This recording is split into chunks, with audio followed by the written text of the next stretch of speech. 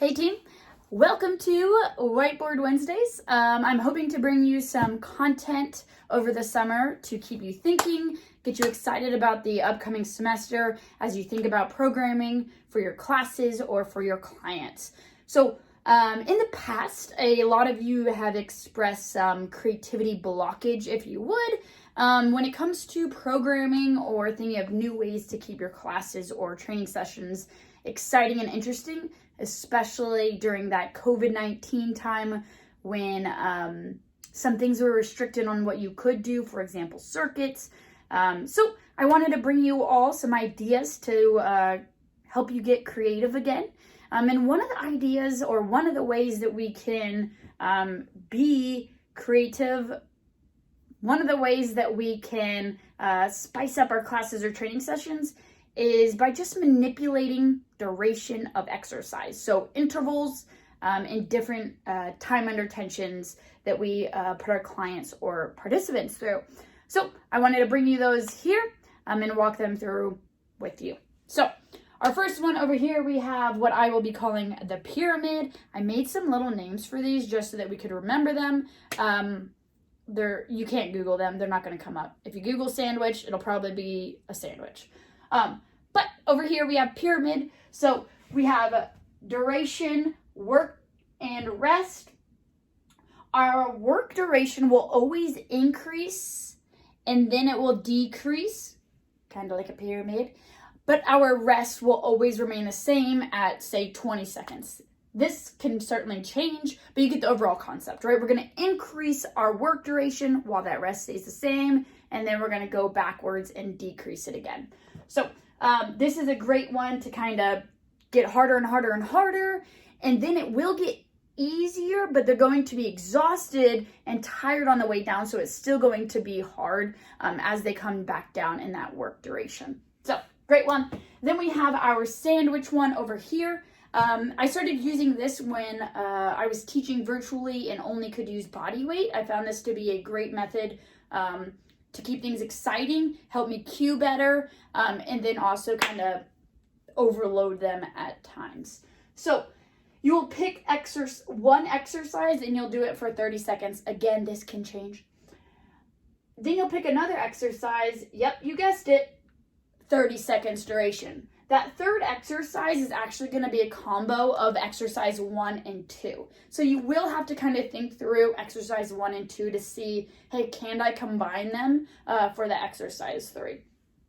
Exercise 3, aka a combo of 1 and 2, you'll be doing it for 60 seconds. Can you see what I did there? 30, 30, put the moves together, put the time together. You got 60 seconds. So we can see here an example. I have lateral plank walks for exercise 1. We'll do that for 30 seconds nonstop. Boom, we're going to go into our next one, which is going to be half burpees. And then for our exercise 3, we're going to combine those. So we're going to do a half burpee, lateral plank walk, half burpee, lateral plank walk the other way. So you can see how I kind of combined those moves. This is really good for instruction. We can give ample instruction during that first exercise and then the second exercise. And then by the time that third one, we can just let them go. Hopefully they know the exercise and we can just motivate and push them. They're really going to be hurting when we combine them. That's what we wanted. So that's a great one. And it doesn't necessarily need to be exercises, right? It could be, for example, cycle. It could be in the saddle, out of the saddle. It could be resistance on, resistance off, right? And then we can manipulate that for exercise 3. Here we have all out. Our time duration is 30 seconds of work, half rest. So 15 seconds of rest, 40 seconds of work, 20-second rest, 60 seconds of work, and then 30 seconds of rest. So we see that 2-to-1 ratio of more work to rest. So that they are working more than they're resting. We're going to have that overload effect. But how this one works is we're going to go all out on one move. So we're going to go through all this time duration for one move before we move to another exercise. So example here, we can see jumping jacks. I'm going to go through the 30, the 40, and the 60 before I move to my squat jumps where I do that time duration there. So that's a good one to just hone in on one exercise, really overload whatever muscle we're working, cardio, and then also it gives us ample time to cue, right? So as we go through more and more rounds, that 40 and 60 might not need to cue as much, might be able to cue details, and might just be able to motivate them all out. Over here we have overload. And overload, you can pick any time duration. That doesn't really matter, the intervals, but what we're gonna do is the complexity of the exercise is going to grow. And we can do this several different ways, right? We can do this from weight we use, right? We can do lightweight, medium weight, and then heavy weight. This is great for total body or your personal training sessions.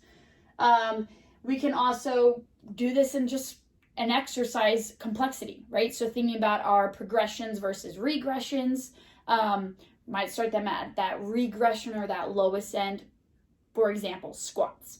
Then we're gonna get it a little bit more complex.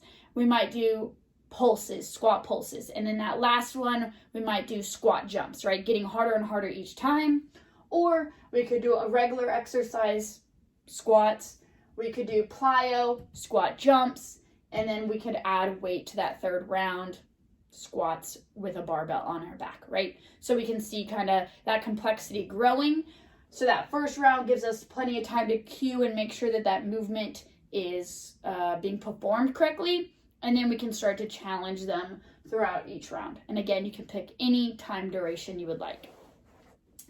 Then over here, we have our trusty Tabata. It never fails us. How Tabata is prescribed is 20 seconds on, 10-second rest, 8 rounds. And that's only 4 minutes in duration. And it's technically prescribed at just doing one exercise. So you only work one exercise at a time. Now, that can get boring. Clients, participants might not enjoy that so much. And that's where we see kind of where we put 2 exercises or 4 exercises. And we're just kind of using that 20 seconds, 10 seconds off kind of time interval, if you would. But we have a couple options here, right? So we can do 8 rounds of only one exercise, doing that 20-10. I've done this in my HIIT classes. It's hard. It's very hard. For example, you could just use burpees, right? And it'll get hard very quick. You got 8 rounds of that.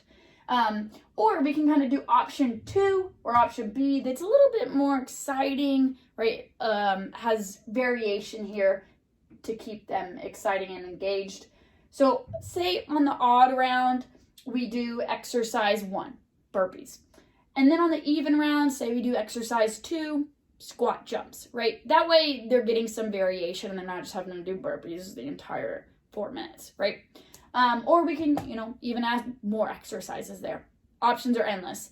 The goal with Tabata, though, is that they are going to the absolute break, that they are exhausting all that they have. It's an all-out effort. This can be easy or it can be hard. So really just try to establish that expectation up front. Then another one I like to use is Tabata XL, and I just make it larger. So I just increase both those work and rest ratios. So 40 seconds on, 20 seconds off, but we're only going to do 4 rounds. I love these for cycle. So give those a try. Those never fail, and those always humble people down. Here we have no rest. This one is great for just overloading the muscle.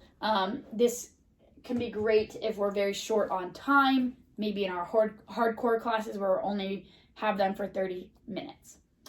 So how this works is you're not necessarily resting. It's more of an active rest. Now the time duration can certainly change. It doesn't need to be 40-20. I'm just going to use 40-20 for an example. So we're going to work for 40 seconds and then we're going to do an active rest, active hold for the 20 seconds that they aren't doing that active work. For example, here we got 40 seconds of squat jumps and then 20 seconds of a squat hold. This is hard, but it's great. So just overloads them where they can catch their breath on that active rest, but they're still working and they're not able to fully recover. Maybe their muscles are still working, but their heart rate is being able to recover. So give this one a try. And then our last 2 are very trusty. We have EMOM, which stands for every minute on the minute. You can do every 2 minutes on the minute, every 3 minutes on the minute. Options are endless here. This one is great because oftentimes in our group fitness classes, we can't necessarily prescribe rep ranges because everybody's going to finish at different times. But this is a great way that we can prescribe rep ranges where everybody's going to start together, finish differently, but at the start of every minute, we know we're going to start together. That way we're not saying, hey, do 10 burpees, and then some people are finishing in 10 seconds, some people are finishing in 2 minutes. And then we're left just watching Susie doing her burpees while everybody else is resting, right? So we don't really want that feeling. So EMOM is a great one. One thing to note with EMOM, though, is you can certainly over-prescribe or under-prescribe. So ideally, you want them working at least 40 seconds, and that might even increase depending on as they get tired, right? They might move slower, so they won't have as long of rest. But the concept is they do this as fast as possible so that they get the longest duration of rest. So I would try out your exercises before prescribing this, because if you were to prescribe 20 jump ropes per minute, they're going to have a lot of rest and you're just going to stand there and watch them. Whereas if you prescribed 120 jump ropes, that might be too much, right? We just need to kind of find that balance. But EMOM is a great one, keeps you humbled, builds in that rest, but it's up to them of how much rest. So it kind of gives that intrinsic motivation, gives that autonomy for them to move fast and move at their fitness levels, but it doesn't exclude anybody. So that's a good one. These are also, AMRAPs and EMOMs are great for personal training clients. Then we have AMRAP, which stands for as many rounds as possible or as many reps as possible.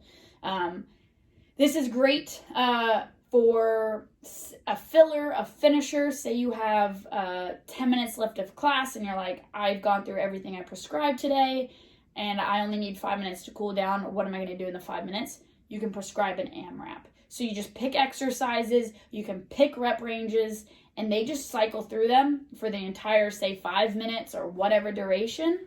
And it's up to them how fast and how many rounds they get. So again, getting that intrinsic and autonomy to take control over their workouts. So this is a great one as a finisher. These two can also certainly be measured for your personal training clients from week 1 to week 6, for example.